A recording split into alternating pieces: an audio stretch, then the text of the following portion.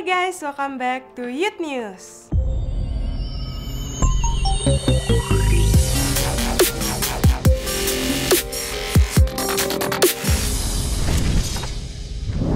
Bagi teman-teman yang minggu depan ingin beribadah secara onsite, teman-teman dapat melakukan seat booking melalui NDC Apps. Sedangkan untuk teman-teman yang ingin beribadah secara online, ibadah juga tersedia melalui YouTube channel NDC Youth.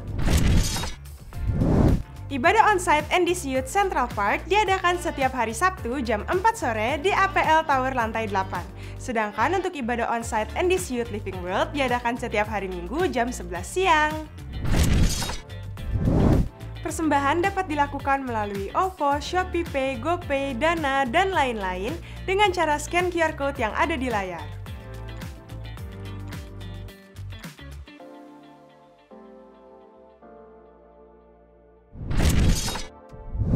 Sekian Youth News minggu ini, stay safe and God bless you.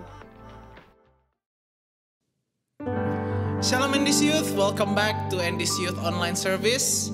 Senang sekali bisa kembali bertemu dimanapun kalian berada. Kita sama-sama datang ke hadirat Tuhan. Kita mau sungguh-sungguh hari ini datang cari hadiratnya. Dan saya yakin lewat ibadah hari ini semua dari kita boleh diberkati. Mari kita sama-sama bersatu dalam doa. Tuhan, terima kasih buat berkat-Mu sepanjang hari, bahkan untuk sepanjang minggu ini Tuhan. Kami boleh melewati begitu banyak hal, tapi kami boleh merasakan penyertaan-Mu setiap detik hidup kami. Tuhan, kami datang ke hadirat-Mu, kami mau memuji, memuliakan nama-Mu, kami mau mendengarkan sedikit dari firman-Mu. Kau yang bukakan hati kami, jadikan tanah yang subur. Selesai dari ibadah ini kami menjadi orang yang berbeda. Terima kasih Tuhan, terima kasih Yesus. Yang siap untuk beribadah sama-sama katakan, amin.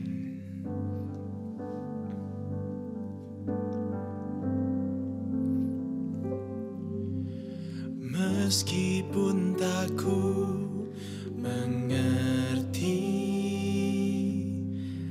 apa yang ku alami, namun ku yakin Tuhan punya rancangan terbaik. Pertolonganku datang dari-Mu, Yesus yang ku percaya.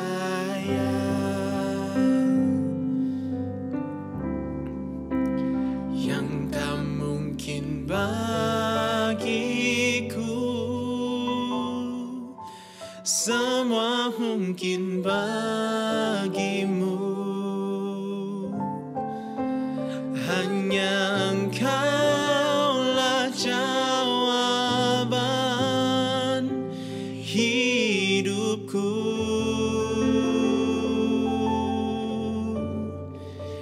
Yang tak pernah ku lihat dan tak pernah ku pikirkan, itu yang Kau sediakan bagiku. Sama-sama kita naikkan pujian dari awal lagi. Dari hatimu yang terdalam nyatakan,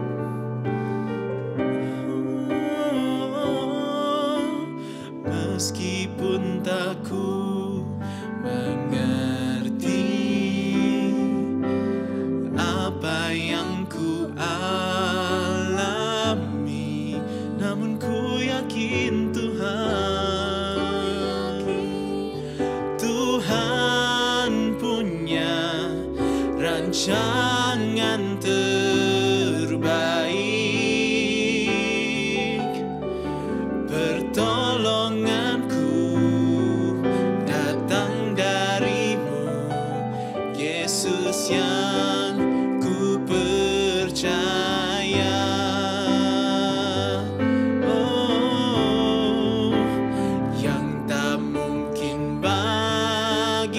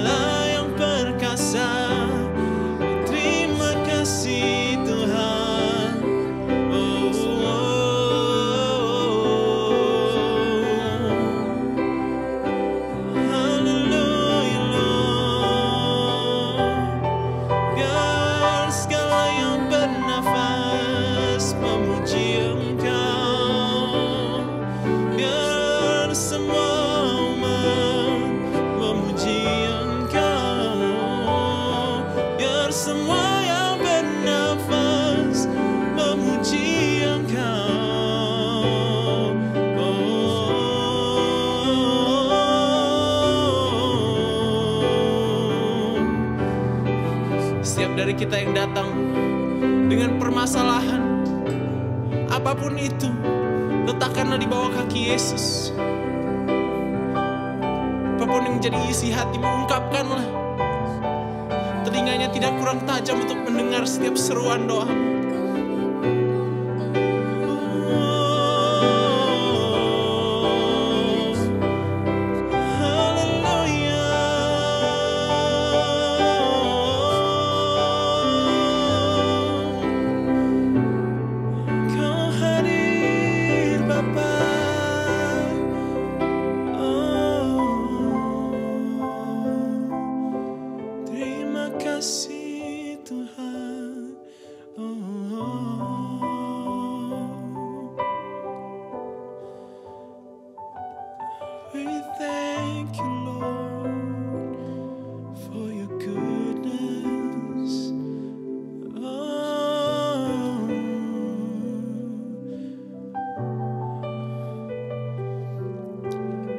Sama-sama mari kita perkatakan kata-kata profetik yang tak mungkin bagiku.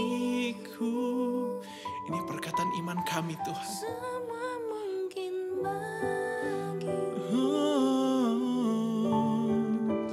Hanya Engkaulah jawaban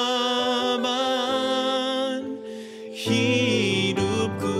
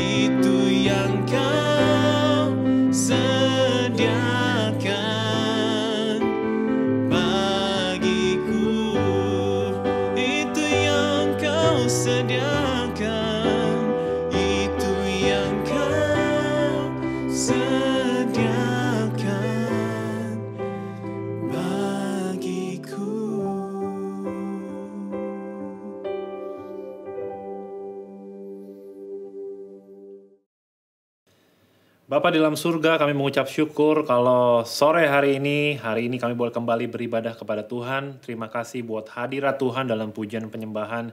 Kami percaya Bapa Engkau hadir di tempat kami berada, dimanapun kami berada Tuhan, dan Engkau siap memberkati setiap kami, khususnya lewat kebenaran firman yang sebentar kami akan dengarkan.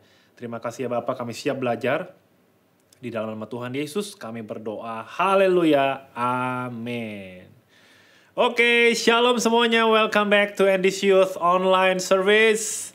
Seperti biasa teman-teman, saya selalu senang ada di sini ya, bisa kembali sharing kepada teman-teman semua. Dan saya berdoa dimanapun teman-teman berada, semuanya sehat ya. Semangat di dalam Tuhan, masih mengasihi Tuhan, oke? Gak terasa teman-teman, hari ini pas kita masuk di bulan April. Dan tentunya ketika kita masuk di bulan yang baru, kita juga masuk ke dalam tema yang baru. Dan di bulan ini teman-teman, tema kita adalah tentang Jesus. Tema kita adalah Jesus. Di sepanjang bulan ini kita akan belajar untuk mengenal lebih dalam tentang Tuhan kita, supaya kita semua punya pengertian yang benar tentang Yesus. Dan saya mau ingetin juga teman-teman, minggu depan ya, kita akan ada perayaan Paskah. Saya undang semua teman-teman boleh datang ke ibadah onsite kita ya, hari Sabtu jam 4 sore di CP, dan hari Minggu di Living Word. Ajakin teman-temannya semua. Oke, kita langsung mulai belajar teman-teman. Dari tema besar kita di bulan ini yaitu Jesus, ya, saya hari ini mau membawakan satu hal bagian yang pertama tentang Tuhan kita Yesus, yaitu the divinity of Jesus atau keilahian tentang Yesus. Nah, mungkin hari ini teman-teman kita akan sedikit belajar agak berat, jadi mungkin kita bisa lebih fokus. Saya janji nggak akan lama teman-teman, kita mau belajar nih supaya pengenalan kita lebih baik dalam Tuhan. Nah, iman Kristen itu teman-teman yang sejati adalah iman yang berpusat kepada Tuhan Yesus Kristus. Dan pemahaman kita ini tentang siapa Yesus ini akan menentukan seberapa besar iman kita terhadap Tuhan kita, Yesus Kristus. Dan hari ini kita mau belajar supaya pemahaman kita ini bukan cuma supaya pemahaman yang benar, teologi yang benar. Bukan cuma pemahaman Alkitab yang benar aja. Tapi lebih daripada itu semua, saya rindu supaya setiap kita boleh diberkati ya.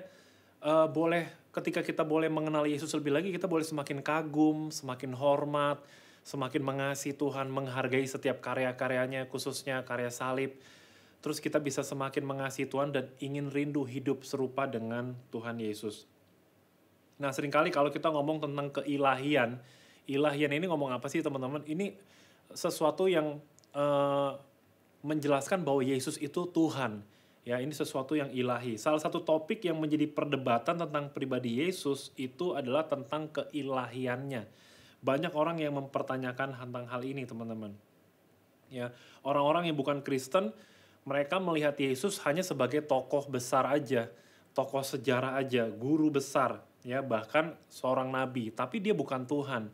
Nah, seorang pengarang dan penulis buku tentang iman Kristen yang bernama William Spurrier, dia bilang ada 3 kategori nih teman-teman. Kalau di luar sana orang-orang yang gak percaya, mereka punya 3 kategori pandangan tentang Yesus. Kita sama-sama dengerin dulu ya, siapa tahu mungkin kita ketemu nih di sekeliling kita orang-orang yang bilang, oh Tuhan Yesus kayak gini, Tuhan Yesus kayak gitu. Dan pandangan yang pertama adalah gini, Yesus itu dipandang sebagai orang besar aja, yang seutuhnya manusia. Dan dia perlu dihormati, karena itu Yesus tuh gak perlu disembah, diikutin aja. Nah itu pandangan yang pertama, bilang bahwa Yesus tuh cuma orang besar aja. Terus yang kedua ini, pandangannya gini, Yesus dipandang sebagai orang yang baik dan tulus. Bahkan dia berani menghadapi kematian bagi keyakinan-keyakinannya. Jadi Yesus ini dipandang sebagai orang yang tulus aja, orang yang baik aja, orang baik aja. Lalu pandangan yang ketiga, Tuhan kita Yesus dipandang sebagai teladan. Jadi dia cuma dipandang sebagai manusia yang punya teladan. Dia menentukan standar yang baru bagi manusia. Sehingga kita semua harus ikutin nih. Karena dia penuh kasih dan sebagainya, mengasihi orang lain, nolongin orang lain dan sebagainya. Tapi pandangan-pandangan ini tidak melihat bahwa Yesus itu sebagai Tuhan. Dan inilah yang ditulis oleh seorang William Spurrier. Pandangan-pandangan yang di luar sana. Namun, saya mau kasih tahu, pandangan kekristenan bukan seperti itu teman-teman. Kita percaya, kita mengimani pengakuan iman kita bahwa Yesus itu bukan cuma guru besar. Dia bukan cuma tokoh besar, bukan cuma teladan. Tetapi Yesus itu adalah Tuhan. Dan kita mau belajar hari ini teman-teman. Inilah pengakuan iman yang paling mendasar di dalam kekristenan kita. Di dalam Roma 1 ayat 20, firman Tuhan berkata gini, sebab apa yang tidak nampak daripadanya, yaitu kekuatannya yang kekal dan keilahiannya, dapat nampak kepada pikiran dari karyanya sejak dunia diciptakan, sehingga mereka tidak dapat berdalih. Nah hari ini saya mau share ada 4 bukti bahwa Yesus adalah Tuhan. Saya berdoa sekali lagi teman-teman supaya ini bukan jadi pengetahuan aja, tetapi kita bisa dengan yakin, kita bisa dengan mantap mengenal siapa Tuhan kita. Bukti yang pertama bahwa Yesus adalah Tuhan, yang pertama adalah kitab suci secara tegas menyatakan bahwa Yesus adalah Tuhan. Ya, hal terpenting yang membuktikan keilahian Yesus yang pertama adalah kitab suci menyatakan secara tegas bahwa Yesus adalah Tuhan. 1 Yohanes 5 ayat 20 berkata gini, akan tetapi kita tahu bahwa anak Allah telah datang dan telah mengaruniakan pengertian kepada kita, supaya kita mengenal yang benar dan kita ada di dalam yang benar. Di dalam anaknya Yesus Kristus. Dia adalah Allah yang benar dan hidup yang kekal. Ada beberapa penulis Alkitab yang merupakan saksi mata langsung. Memiliki hubungan langsung dengan saksi mata kehidupan Yesus. Ya. Di dalam 2 Petrus 1 ayat 16-18 bilang gini. Sebab kami tidak mengikuti dongeng-dongeng isapan jempol manusia. Ketika kami memberitahukan kepadamu kuasa dan kedatangan Tuhan kita Yesus Kristus sebagai Raja. Tetapi kami adalah saksi mata dari kebesarannya. Ayat yang ke-17. Kami menyaksikan bagaimana ia menerima kehormatan dan kemuliaan dari Allah Bapa ketika datang kepadanya. Suara dari yang maha mulia yang mengatakan, inilah anak yang kukasihi, kepadanya lah aku berkenan. Suara itu kami dengar datang dari sorga ketika kami bersama-sama dengan dia di atas gunung yang kudus. Penulis-penulis di Alkitab, dia bilang ini bukan isapan jempol, bukan cuma dongeng-dongeng. Tetapi dia menyatakan bahwa Yesus itu Tuhan. Dia melihat sendiri. Ya. Dan ini salah satu bukti di mana kita bisa mulai percaya, menyatakan bahwa Yesus adalah Tuhan.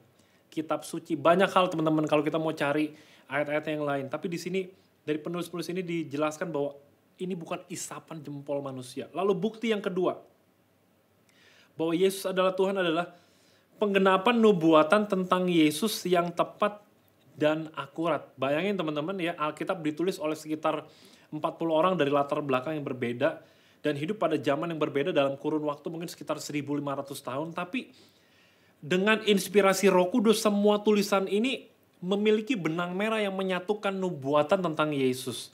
Ya, ada banyak nubuatan yang kita bisa lihat di dalam Alkitab, dalam Perjanjian Lama, Perjanjian Baru. Dan kita bisa lihat contohnya, saya mau kasih lihat teman-teman ya. Contohnya di dalam Mazmur 110 ayat 1 bilang ini, Mazmur Daud, demikianlah firman Tuhan kepada Tuanku, duduklah di sebelah kananku sampai ku buat musuh-musuhmu menjadi tumpuan kakimu. Ya, di dalam Perjanjian Baru, Matius 22 ayat 44 sampai 45, Tuhan telah berfirman kepada Tuanku, duduklah di sebelah kananku sampai musuh-musuhmu ku taruh di bawah kakimu. Jadi jika Daud menyebut dia tuannya, bagaimana mungkin ia anaknya pula.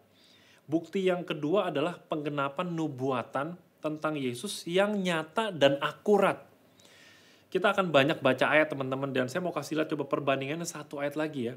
Perbandingannya. Di dalam Yesaya 7 ayat 14 bilang ini, sebab itu Tuhan sendirilah yang akan memberikan kepadamu suatu pertanda.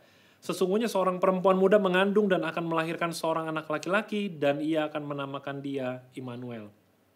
Dan nubuatan itu digenapi di dalam Matius 1 ayat 23. Sesungguhnya anak darah itu akan mengandung dan melahirkan seorang anak laki-laki dan mereka akan menamakan dia Immanuel yang berarti Allah menyertai kita. Dan terbukti nyata teman-teman ya, Yesus lahir lewat Maria dari Roh Kudus. Dan inilah bukti yang kedua bahwa Yesus adalah Tuhan. Lalu yang ketiga, kitab suci memberikan nama-nama ilahi untuk Yesus. Kita dapat melihat nama-nama ilahi yang diberikan kepada Yesus dalam beberapa contoh ayat berikut ini. Ya, saya akan bacain satu aja teman-teman buat setiap kita. Yesaya 9 ayat yang kelima. Sebab seorang anak telah lahir untuk kita. Seorang putra telah diberikan untuk kita. Lambang pemerintahan ada di atas bahunya dan namanya disebutkan orang penasehat ajaib, Allah yang perkasa, Bapa yang kekal, Raja damai. Kalau kita ngeliat dalam Perjanjian Lama nih, sebutan juru selamat, penebus itu ditujukan kepada Allah. Tetapi dalam Perjanjian Baru itu semua tertuju kepada Yesus. Di dalam 2 Timotius 1 ayat 10 dikatakan, dan yang sekarang dinyatakan oleh kedatangan juru selamat kita, Yesus Kristus, yang oleh Injil telah mematahkan kuasa maut dan mendatangkan hidup yang tidak dapat binasa. Itu bukti yang ketiga teman-teman, bahwa kitab suci memberikan nama-nama ilahi untuk Yesus. Apa sih arti sebutan, arti nama? Sangat penting teman-teman. Julukan ini yang menyatakan bahwa pribadi Yesus sebagai Allah yang perkasa, juru selamat dunia, Raja damai. Nah, bukti yang keempat, yang terakhir teman-teman, yang membuktikan bahwa Yesus adalah Tuhan, keilahian Yesus yang keempat adalah pengakuan Yesus sendiri bahwa ia adalah Allah atau anak Allah. Nah, teman-teman, ada hal penting yang harus kita soroti adalah pengakuan Yesus sendiri nih. Jangan sampai diklaim oleh firman Tuhan, tapi Yesus sendiri nggak ada momen di mana dia mengakui bahwa dia adalah Allah, dia adalah anak Allah. Dan peristiwa yang paling kuat tentang pengakuan Yesus itu terjadi pada waktu pentabisan Bait Allah. Dalam Yohanes 10 ayat 30, dia bilang, aku dan Bapa adalah satu, katanya. Nah, pernyataan ini tuh bukan berarti Yesus sama Bapa tuh adalah satu pribadi. Tetapi keduanya merupakan kesatuan dalam sifat dan pekerjaannya sebagai Allah. Di dalam Matius 26 ayat 63 sampai 64, satu kali Tuhan Yesus sempat ditanya oleh imam besar gini, tetapi Yesus tetap diam. Lalu kata imam besar itu kepadanya, demi Allah yang hidup, katakanlah kepada kami, apakah engkau Mesias anak Allah atau tidak? Ayat yang ke-64, jawab Yesus, engkau telah mengatakannya. Akan tetapi aku berkata kepadamu, mulai sekarang kamu akan melihat anak manusia duduk di sebelah kanan yang maha kuasa dan datang di atas awan-awan di langit. Yesus yang menyatakan bahwa dia adalah Tuhan. Satu ayat lagi teman-teman di dalam Yohanes 4 ayat 25 sampai 26. Ketika Yesus berbicara dengan perempuan Samaria, jawab perempuan itu kepadanya, "Aku tahu bahwa Mesias akan datang yang disebut juga Kristus. Apabila ia datang, ia akan memberitakan segala sesuatu kepada kami." Kata Yesus kepadanya, "Akulah dia yang sedang berkata-kata dengan engkau." Bukti yang keempat bahwa Yesus adalah Tuhan adalah Yesus yang mengakui sendiri bahwa dia adalah Tuhan. Dia adalah Allah. Nah teman-teman, sekali lagi sangat penting untuk kita mengenal dan mengerti tentang keilahian Yesus. Mungkin teman-teman hari ini tanya, aduh kok agak berat ya, kenapa kita harus belajar tentang hal ini? Karena ini penting banget teman-teman. Seperti yang saya bilang di awal tadi, seberapa besar kita mengenal Tuhan, itu menentukan iman kita kepada Tuhan. Waktu saya siapin sharing ini teman-teman, saya teringat kepada beberapa teman-teman saya yang mungkin dulu mereka benar-benar mengasihi Tuhan, melayani Tuhan, tapi hari ini mereka sudah meninggalkan semuanya itu, dan saya nggak bermaksud untuk menghakimi mereka, tetapi saya mulai bertanya-tanya kenapa dan apa yang terjadi kepada setiap mereka. Dan Rasul Paulus pernah menulis dalam Roma 1, dia berkata gini, sebab sekalipun mereka mengenal Allah, Roma 1 ayat 21, 22, dan 28. Saya bacain buat teman-teman, saya ulang ya, ayat 21 gini, sebab sekalipun mereka mengenal Allah, mereka tidak memuliakan dia sebagai Allah atau mengucap syukur kepadanya. Sebaliknya, pikiran mereka menjadi sia-sia dan hati mereka yang bodoh menjadi gelap. Mereka berbuat seolah-olah mereka penuh hikmat, tetapi mereka telah menjadi bodoh. Ayat yang ke-28, dan karena mereka tidak merasa perlu untuk mengakui Allah, maka Allah menyerahkan mereka kepada pikiran-pikiran yang terkutuk, sehingga mereka melakukan apa yang tidak pantas. Lihat, Rasul Paulus menulis di dalam kitab Roma ini bilang gini, mereka tidak memuliakan dia sebagai Allah, tidak mengucap syukur kepada Tuhan. Dan yang ke-28 bilang, tidak merasa perlu untuk mengakui Allah, tidak mengakui Allah sebagai Tuhan. Dan akhirnya teman-teman, kalau kalian baca ayat berikutnya, mereka mulai melakukan sesuatu yang gak pantas, sesuatu yang kita temukan hari-hari ini teman-teman. Banyak orang-orang yang berbuat jahat, kurang ajar, sombong, teman-teman bisa baca di situ, gak taat sama orang tua, gak berakal, gak setia dan sebagainya. Dan ini yang terjadi, kenapa kita mesti memahami tentang ini? Bukan supaya, sekali lagi, bukan supaya pengertian Alkitab kita benar, tetapi supaya kita boleh punya iman yang kuat di dalam Tuhan. Saya tutup dengan satu ayat, Rasul Paulus berkata gini, di dalam Roma 1 ayat 16-17. Sebab aku mempunyai keyakinan yang kokoh dalam Injil, karena Injil adalah kekuatan Allah yang menyelamatkan setiap orang yang percaya. Pertama-tama orang Yahudi, tetapi juga orang Yunani. Sebab di dalamnya nyata kebenaran Allah yang bertolak dari iman dan memimpin kepada iman. Seperti ada tertulis, orang yang benar akan hidup oleh iman. Hari ini teman-teman, saya berdoa supaya setiap kita boleh percaya keilahian Yesus, bahwa Yesus adalah Tuhan. Dan ini adalah bukti nyata bahwa Yesus adalah Tuhan. Saya berdoa supaya kita semua boleh terus on track di dalam Tuhan, boleh terus mengasihi Tuhan, boleh terus mengasihi Dia, dan kita boleh semakin serupa dengan Tuhan. Sekian sharing saya hari ini, mari kita berdoa bersama. Kami mengucap syukur ya Tuhan, Engkau baik. Biarkan lewat sharing sederhana ini, Engkau yang menanamkan di dalam pikiran kami, pengenalan akan Tuhan dalam kehidupan kami.